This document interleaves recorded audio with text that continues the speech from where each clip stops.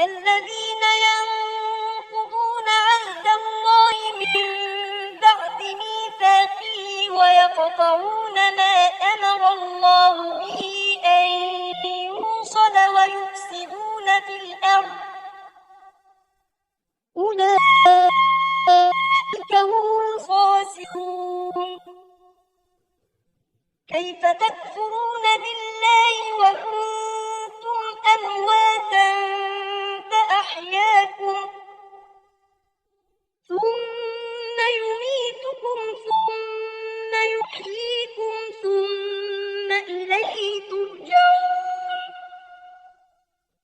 هو الذي خلق لكم ما في الأرض جميعا ثم استوى إلى السماء فسواهن 7 سماوات وهو بكل شيء عليم.